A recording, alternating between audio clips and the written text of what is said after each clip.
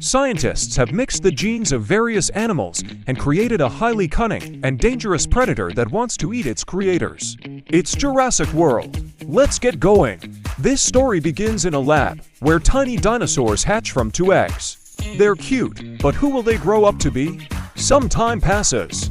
2 brothers, Zach and Gray Mitchell, are getting ready for a trip. Their parents are very jealous because the boys are about to have an amazing trip. But where? It turns out Zach and Gray are going to Islanublar. Yes, that very island from Jurassic Park. Scientists continue to breed dinosaurs. Now, Islanublar is an attraction visited by 20,000 people a day. The boys were supposed to be met by their mother's sister, Aunt Claire. But she's not there. The brothers are picked up by their assistant, Zara.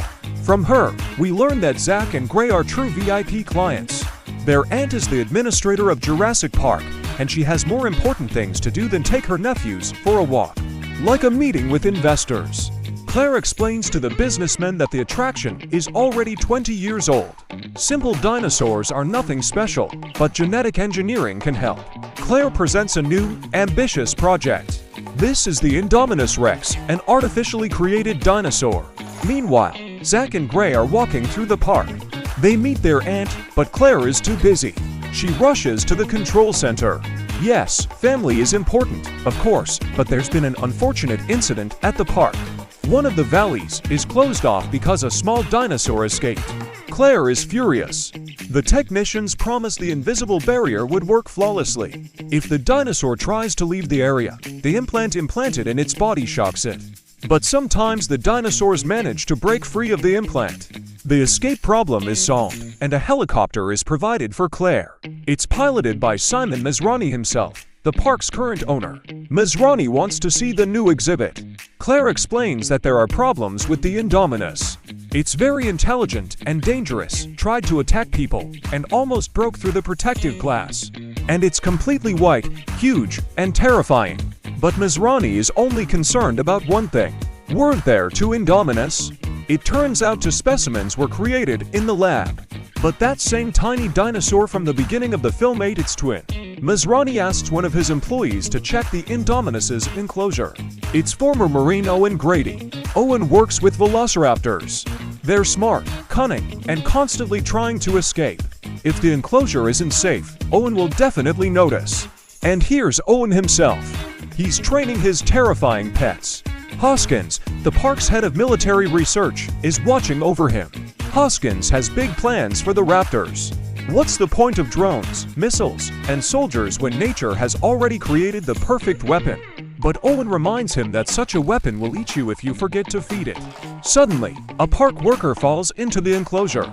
The guards are ready to shoot, but Owen forbids it. He descends upon the dinosaurs himself. We witness a true miracle. The raptors obey their human leader. Yes, for only a few seconds. But that's enough for the humans to leave the enclosure. Meanwhile, Zach and Gray are strolling through the park. Zara is chatting on the phone, so the boys easily escape her. Upon realizing the children are unattended, their mother calls her sister. She's furious and crying. It seems something bad is happening in their family. Claire promises to spend time with them, but not today. She urgently needs to run to Owen Grady. Claire asks him to inspect the new dinosaur's enclosure.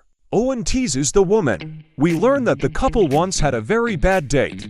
Claire advises the man to wash up, as the new dinosaur is very sensitive to odors. Zach and Gray watch as a giant sea dinosaur is fed to a shark. The older brother suggests the younger one look for something even cooler. Claire and Owen arrive at the Indominus's enclosure. Owen is interested in what DNA was used to create the new dinosaur, but that information is classified. Owen doesn't like the idea. First, it's an incomprehensible cocktail of dinosaurs.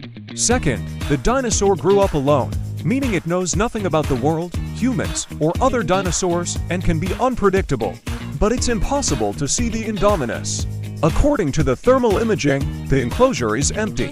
Owen notices that the entire wall is scratched. Assuming the worst, Claire rushes to the command center and demands to track the dinosaur using the sensor. Meanwhile, Owen inspects the enclosure. At that very moment, his subordinates report to Claire. According to the sensor, the dinosaur is still inside. He's so clever that he managed to fool the workers.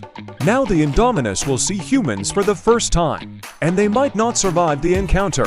Owen and the park employee quickly leave the enclosure. The gate closes behind them, but not quickly enough. The Indominus also wants to be free. Owen hides under a car. He watches the dinosaur dispatch a worker and remembers Claire's words about the creature's excellent sense of smell.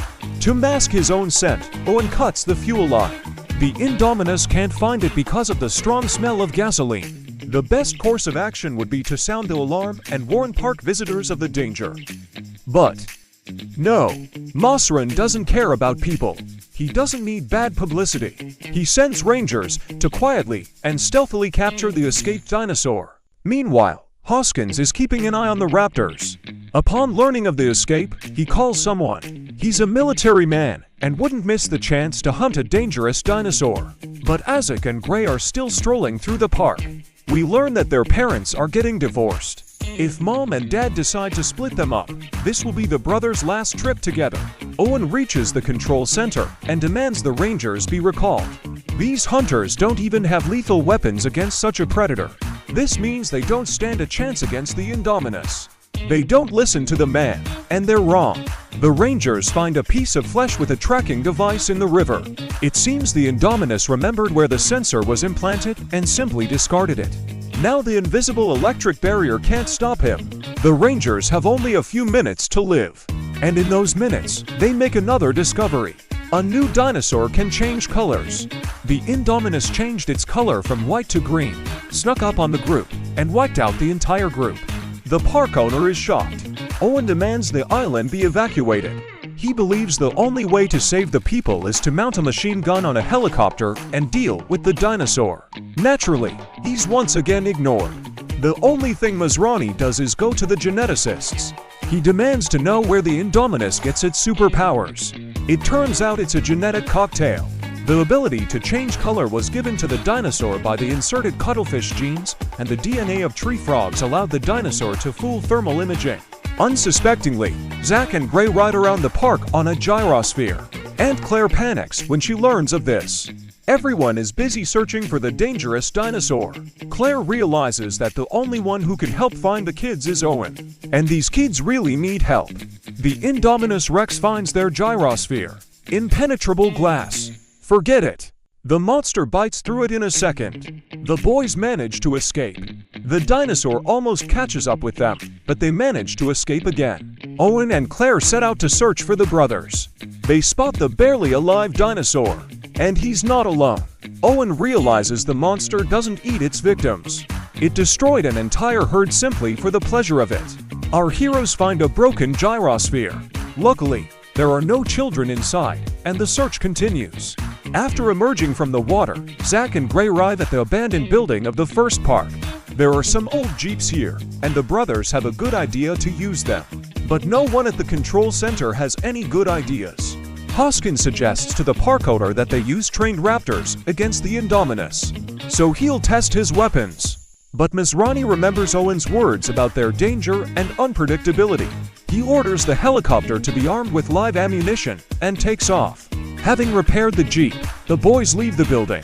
Owen and Claire fail to keep up again, but they do manage to encounter a very angry Indominus. Luckily, the dinosaur is distracted by a helicopter. Trying to escape a bullet, the Indominus crashes through the wall of the flying dinosaur enclosure. Masrani loses control, and the helicopter crashes. Hundreds of Trinodons emerge through the holes in the enclosure. All our heroes finally return to the center of the park. Zack and Gray meet Zara, and Claire and Owen are already rushing to join them. But suddenly, a flock of Trinodons attacks the group. Panic ensues. One of the creatures grabs Zara, but doesn't manage to carry off her prey. The flying monster becomes food for the underwater monster. Owen is attacked by one of the dinosaurs, but Claire saves him. Owen kisses her in gratitude. It looks like they'll be going on their second date now. With the park's owner dead, Hoskins declares himself in charge and orders the raptors released. Owen starts a fight, worried about his pets, but once again no one listens to him. The raptors are used anyway. Realizing he has no choice, Owen agrees to help and formulates a hunting plan. Over the course of the game, he explains that the raptors are a beta pack, and Owen is their alpha, or leader. Claire loads the children into the van and tries to take them away. The hunt begins. Owen gives his raptors a sniff of the Indominus's flesh containing the tracking device, and the dinosaurs immediately pick up the scent. Owen and the military follow them on motorcycles, and Hoskins is delighted, immediately beginning to fantasize about how the raptors could be used in the war in Iraq. But the hunt doesn't go according to plan. The raptors find the Indominus, but instead of attacking, they converse with it. Owen realizes what else was in that genetic cocktail. The Indominus contains raptor genes, meaning the pack has a new alpha. The military attacks, but it's too late. The squad suffers heavy losses, and the raptors no longer serve humans.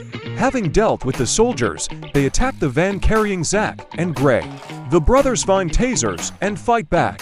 They realize that together they can do anything, and even their parents' divorce won't separate them. Our heroes return to the main building. The evacuation has finally begun. All personnel are leaving, except for one guy.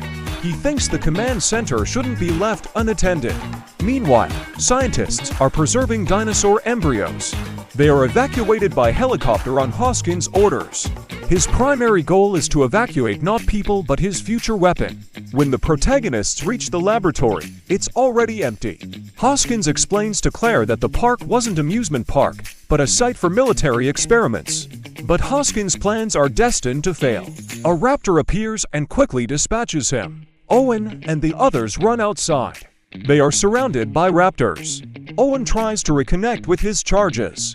Between Alpha, whom they recently met, and Man, whom they've known their whole lives, the raptors choose Man. They attack the Indominus. But what can the smaller dinosaurs do against such a giant? Gray declares that more teeth are needed to win. At that moment, Claire realizes what she needs to do. She orders the guy in the command center to open compartment 9. There it is, Claire's secret weapon. Once free, the Tyrannosaurus engages in a territorial battle. The Indominus nearly defeats it. Suddenly, a surviving raptor appears and distracts the dangerous predator. They approach the pond, and something incredible happens. A marine dinosaur emerges from the water, grabs the Indominus, and drags him into its underwater kingdom. The last living raptor awaits Owen's next order, but the man dismisses it. Morning dawns after a monstrous night. Doctors examine the humans. Zach and Gray's parents arrive to visit. Claire feels guilty, but her sister is simply glad that her entire family is safe. It looks like Jurassic World has come to an end. People are fleeing the island. A contented Tyrannosaurus strolls through its lands and lets out a triumphant roar. Would you like to pet a live dinosaur?